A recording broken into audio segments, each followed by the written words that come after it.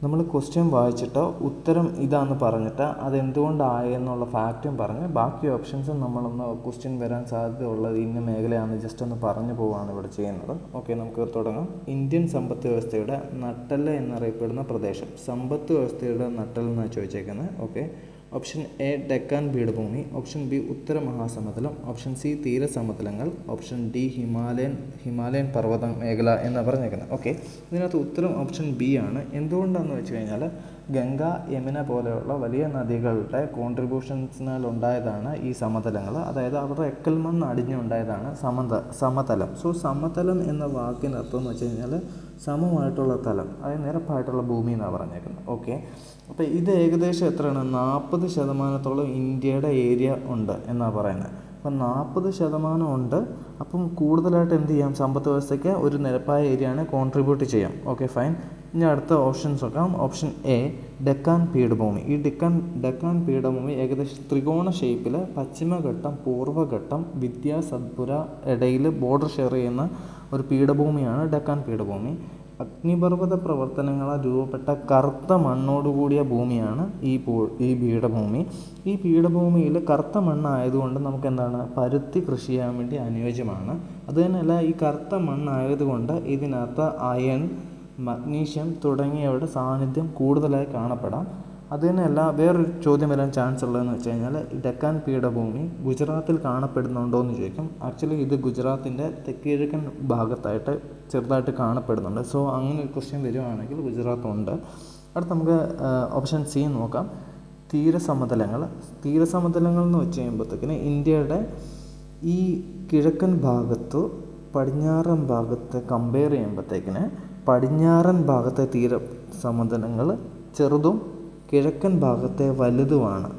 അതിൻ്റെ തീരസമതലങ്ങൾ വലുതുമാണ്. ഓക്കെ, അടുത്ത നമുക്ക് ഡി നോക്കാം. ഹിമാലയൻ പർവ്വതനിരകൾ കമ്പാരിറ്റീവ്ലി യങ് ആണ്. അത് യുവത്വമായിട്ടുള്ളതാണ്. സോ ഇതൊരു ഫോൾഡ് മൗണ്ടൻ ആണ്, അതായത് മടക്ക് പർവ്വതങ്ങളാണിത്. ഇത് കൺവെർജൻ സോണിലാണ്. സോ കൺവെർജ് അതായത് ഇത് കൂട്ടിയിടിച്ചിട്ടാണ് എന്ത് ഉണ്ടായിരിക്കുന്നത്. സോ അതുകൊണ്ടാണ് ഇത് മടങ്ങി പോയേക്കുന്നത്.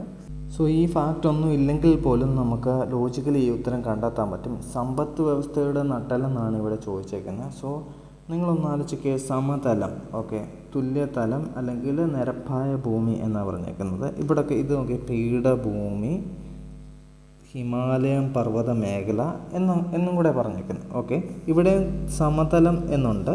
ഓക്കെ, ഫൈൻ, അവിടെ വെച്ചേര്. അപ്പം നമുക്കറിയാം സമതലം എന്ന് പറയുന്ന പ്രദേശത്താണ് കൂടുതൽ എക്കണോമിക്കൽ ആക്ടിവിറ്റി നടക്കുന്നത്. ബിക്കോസ് ഈ മലമേഖലകളും കുന്നിൻ്റെ പുറത്തൊക്കെയാണ് നടക്കുന്നത്. നമ്മുടെ യുക്തി വെച്ചിട്ട് ഒരിക്കലും അല്ല. ഏറ്റവും സമതലമായിട്ടുള്ള ഏരിയ ഉണ്ട്, അവിടെയാണ് ഏറ്റവും കൂടുതൽ എക്കണോമിക്കൽ ആക്ടിവിറ്റി നടക്കാൻ ഉള്ളത്. അപ്പം നമുക്ക് ഈ സമതലം എന്നുള്ളത് രണ്ടെണ്ണത്തിൽ നമുക്ക് അങ്ങനെ വന്നെത്താൻ പറ്റും. ഇവിടെ പറഞ്ഞേക്ക് തീരസമതലം എന്ന് പറഞ്ഞാൽ ഒരു തീരത്തിൻ്റെ സമതലമാണ്. ഇവിടെ പറഞ്ഞ മഹാസമതലം എന്ന് പറഞ്ഞിട്ടുണ്ട്. അതായത് ഈ സമതലം ഒരു വലിയ സമതലമാണ്, മനസ്സിലായോ? അപ്പം നമ്മുടെ ആൻസർ ഏതാണ്? സമ്പദ് വ്യവസ്ഥയുടെ നട്ടെല്ലെന്ന് പറഞ്ഞാൽ അപ്പം വലിയതായിട്ടുള്ളൊരു സമതലം, അതായത് നിരപ്പ് ഭൂമി ഉള്ളതാണ്. ഓക്കെ, അപ്പം നമ്മുടെ ആൻസർ എന്താ? അങ്ങനെ ബിന്ന് കിട്ടും. സോ ഇങ്ങനെയും നമുക്കിത് ചിന്തിക്കാം. നമ്മൾ ലോജിക്കലി ചിന്തിച്ചെടുക്കുന്ന വീഡിയോസ് ഇതിനു മുമ്പ് ഒരുപാട് ഇട്ടിട്ടുണ്ട്. അപ്പോൾ നിങ്ങൾക്ക് ഇങ്ങനത്തെ വീഡിയോസ് കാണണമെങ്കിൽ അവിടെ പോയി നിങ്ങൾക്ക് അതും കാണാം. നമുക്ക് ഈ ക്വസ്റ്റ്യൻ നോക്കാം. ഇന്ത്യയിൽ ഏറ്റവും കൂടുതൽ മഴ ലഭിക്കുന്ന പ്രദേശമായ മൗസിൻഡ്രം ഏത് സംസ്ഥാനത്തിലാണെന്നാണ് ചോദിച്ചിരിക്കുന്നത്. Option A Meghalaya, option B Mizoram, option C Assam, option D Manipur എന്ന് പറഞ്ഞേക്കുന്നത്. അതിൻ്റെ ഉത്തരം ഓപ്ഷൻ എ മേഘാലയാണ്. അതിൻ്റെ കാരണം എന്താണെന്നുള്ളത് ഞാനൊരു മാപ്പിലൂടെ നിങ്ങൾക്ക് വിശദീകരിച്ച് തരാം. സോ നമുക്കെല്ലാവർക്കും അറിയാവുന്നതാണ്, മൺസൂൺ 2 ശാഖകളുണ്ട്. ഒന്ന് അറേബ്യൻ സീ ശാഖയും ഒന്ന് ബേ ഓഫ് ബംഗാൾ ശാഖയും. അപ്പോൾ ഈ ബംഗാൾ ഉൾക്കടൽ വഴി അടിക്കുന്ന കാറ്റ് നേരെ എന്ത് ചെയ്യും? ഈ വഴി ഇങ്ങനെ കയറി വരും. അപ്പോൾ ഈ മേഘാലയ എത്തുമ്പോഴത്തേക്കും ഇവിടെ ഖാസി ഗാരോ ജയന്തി എന്ന് പറഞ്ഞ കുന്നുകളുണ്ട്. ഈ കുന്നുകൾക്കിടയിൽ ഈ കാറ്റ് പെട്ടുപോകും. അങ്ങനെ ആ പെട്ടുപോയ കാറ്റ് എന്ത് ചെയ്യും? അവിടെ തന്നെ നിന്ന് മഴ പെയ്യാൻ കാരണമാകും. സോ അങ്ങനെയാണ് അവിടെ ഏറ്റവും കൂടുതൽ മഴ കിട്ടാൻ കാരണമാകുന്നത്. ഓക്കെ, സോ നമുക്ക് അടുത്ത ക്വസ്റ്റ്യനിലോട്ട് പോകാം. താഴെ തന്നിരിക്കുന്നവയിൽ നിന്നും ഉപദ്വീപീയ നദികളിൽ ഉൾപ്പെടാത്ത നദി ഏത് കണ്ടെത്തുക എന്നാണ് ചോദിച്ചിരിക്കുന്നത്. ഉൾപ്പെടാത്ത നദി. Okay, A Narmada, B Mahanadi, C Luni, D Kaveri. നമ്മുടെ ആൻസർ സി ലൂണിയാണ്. ഇത് രാജസ്ഥാനിലൂടെയാണ് ഒഴുകുന്നത്. ഇത് രാജസ്ഥാനിൽ വരണ്ട പ്രദേശമായതുകൊണ്ട് സ്വാഭാവികമായിട്ടും വർഷം മൊത്തം ഇത് ഒഴുകുന്നില്ല. ഇത് ചില സമയങ്ങളിൽ ഇത് വറ്റി വരണ്ട് പോകാറുണ്ട്. ഇത് രാജസ്ഥാൻ, ഗുജറാത്ത് എന്നീ 2 സംസ്ഥാനങ്ങൾക്കിടയിലൂടെയാണ് ഇത് ഒഴുകുന്നത്. ആരവല്ലി പർവ്വതനിരയിൽ നിന്നാണ് ഇത് തുടങ്ങുന്നത്. നർമ്മദ, നമുക്ക് ഓപ്ഷൻ എയിലോട്ട് നോക്കാം. നർമ്മദ നദി ഇന്ത്യയിൽ ഒഴുകുന്ന പടിഞ്ഞാറോട്ടൊഴുകുന്ന ഏറ്റവും വലിയ നദിയാണ് നർമ്മദ. ഇത് വിന്ധ്യ സത്പുരകൾ എന്ന് പറയുന്നത് 2ൻ്റെ ഇടയിൽ കൂടെ ഒഴുകുന്ന നദിയാണ് നർമ്മദ. ചോദ്യം ഇങ്ങനെ തന്നെന്ന് വെച്ചോ, ഇന്ത്യയിൽ കൂടെ ഒഴുകുന്ന നദികളിൽ ഏറ്റവും വലിയ നദി, പടിഞ്ഞാറോട്ടൊഴുകുന്ന അറേബ്യൻ സീയിൽ പതിക്കുന്ന ഏറ്റവും വലിയ നദി ഏത് എന്ന് ചോദിച്ചു കഴിഞ്ഞാൽ അത് നർമ്മദയല്ല, അത് സിന്ധു ആണ്. ബിക്കോസ് എന്താണെന്ന് വെച്ച് കഴിഞ്ഞാൽ അത് ജമ്മു കാശ്മീർ സൈഡിൽ കൂടെ ഒഴുകി ഇന്ത്യയിൽ കൂടെയാണ് ഒഴുകുന്നത്, അത് അറേബ്യൻ സീയിലാണ് വന്ന് പതിക്കുന്നത്. സോ അതൊന്ന് നമ്മളൊന്ന് ആലോചിച്ച് വെക്കണം. ഓക്കെ, അടുത്ത മഹാനദി. ഇത് സൗത്ത് ഇന്ത്യയിലുള്ളൊരു നദിയാണ്. പക്ഷേങ്കിൽ ഈ നദിയുടെ ഒരു പ്രത്യേകത എന്ന് വെച്ച് കഴിഞ്ഞാൽ ഇതിൻ്റെ പേര് പോലെ ഇത് മഹാനദിയല്ല. സൗത്ത് ഇന്ത്യയിലെ ഏറ്റവും വലിയ നദി ഗോദാവരിയാണ്. ഗോദാവരിക്കും കൃഷ്ണയ്ക്കൊക്കെ ഒരുപാട് ശേഷമാണ് മഹാനദി വരുന്നത്. സോ കാവേരി കർണാടക, തമിഴ്നാട്, പോണ്ടിച്ചേരി വഴി ഒഴുകുന്നു. ഓക്കെ, ഈ ഒരു ക്വസ്റ്റ്യൻ നോക്കാം. ബ്രഹ്മപുത്ര നദിയിൽ സാദിയ മുതൽ ധൂബ്രി വരെ നീണ്ടു കിടക്കുന്ന ജലപാത ഏത്? അപ്പം ഈ ദേശീയ ജലപാത മിക്ക എക്സാംസിലും ചോദിച്ചത് നമ്മൾ കണ്ടിട്ടുള്ളതാണ്. സോ നമുക്ക് നോക്കാം. Option A NW1, option B NW2, option C NW3, option D NW4. ദേശീയ ജലപാത 4. ഓക്കെ, അപ്പം നിങ്ങൾ ഇത്ര മാത്രം പഠിച്ചാൽ മതി.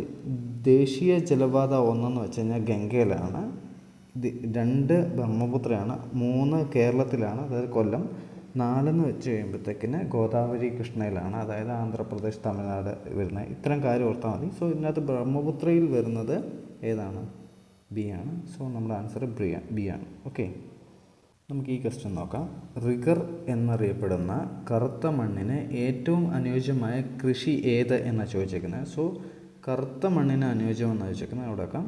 Option A rubber, option B നെല്ല്, ഓപ്ഷൻ സി ഗോതമ്പ്, ഓപ്ഷൻ ഡി പരുത്തി. നമ്മൾ കുറച്ച് മുമ്പത്തെ വീഡിയോയിൽ ക്വസ്റ്റ്യനിൽ പറഞ്ഞാണ് കറുത്ത മണ്ണ് പരുത്തിക്ക് അനുയോജ്യമാണ്. നമ്മുടെ ആൻസർ ഡി ആണ്. ഈ റിഗർ എന്ന വാക്ക് കണ്ട് നിങ്ങൾ പേടിക്കേണ്ട. സോ കറുത്ത മണ്ണ് അനുയോജ്യം പരുത്തിക്കാണ്. ഓക്കെ, നമുക്ക് ഈ ചോദ്യം നോക്കാം. 6⁻21 1ൻ്റെ സ്ഥാനത്തെ അക്കം എന്നാണ് ചോദിച്ചിരിക്കുന്നത്. Okay, option A 6, option B 2, option C 4, option D 8 എന്നാണ് പറഞ്ഞേക്കുന്നത്. 1ൻ്റെ സ്ഥാനത്തെ അക്കം, അതായത് യൂണിറ്റ് ഡിജിറ്റ്. ഇപ്പം നമ്മളൊരു സംഖ്യ എഴുതുകയെന്ന് വെച്ചോ, 362. സോ ഈ 1ൻ്റെ സ്ഥാനം എന്ന് വെച്ചാൽ ഈ 2 ആണ്. അതെല്ലാവർക്കും അറിയാമെന്ന് ഞാൻ വിചാരിക്കുന്നു. ഓക്കെ, നമുക്ക് അടുത്തതിലോട്ട് പോകാം.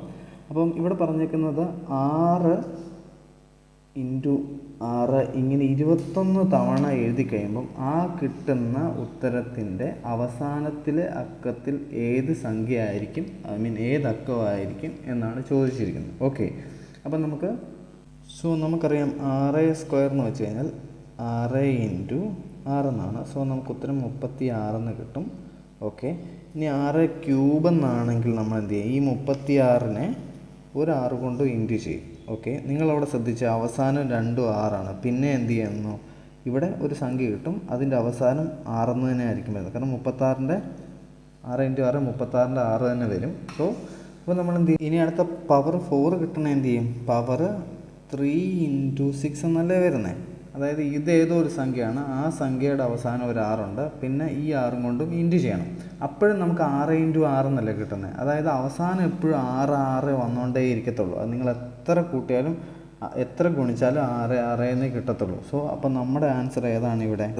എ 6 എന്ന് തന്നെ വരും. ഇനി ഒരു ക്വസ്റ്റ്യൻ ഒന്ന് ശ്രദ്ധിച്ച് നോക്കിയേ. വേറൊരു ക്വസ്റ്റ്യൻ പറയാം. 686 എന്നായിരുന്നു വെച്ചു, പവർ 21. അപ്പോൾ ഇതിൻ്റെ അവസാനത്തെ ഒക്കെ ഏതായിരിക്കും വരുന്നത്? നിങ്ങളൊന്ന് ആലോചിച്ച് നോക്കിയേ. നമ്മളോർക്ക് 600 അങ്ങനെയൊന്നും ആലോചിക്കണ്ട. ഇവിടെ അവസാനം 6 അല്ലേ വന്നേക്കുന്നത്. സോ നമുക്ക് സിമ്പിളി പറയാം. അപ്പോൾ 6ൻ്റെ ഒരു ഗുണിതം വെച്ചായിരിക്കും അങ്ങ് പോകുന്നത്.